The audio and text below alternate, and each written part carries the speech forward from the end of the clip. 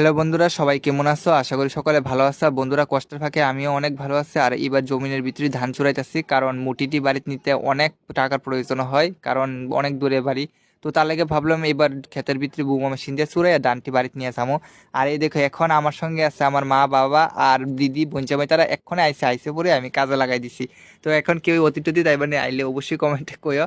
তো আইলে আমার খুবই লাভ হইব। আর কি কমো, কাজের ফাঁকে একটু তোমরা লোক শেয়ার করলাম, কারণ সব কিছু শেয়ার করি, এই জিনিসটা একটু একটু শেয়ার করি। আর আমার ভিডিওটি দেখতে কেমন লাগে অবশ্যই কিন্তু কমেন্টে কইও। আর ভালো লাগলে ভিডিওতে লাইক করো, কমেন্ট করো।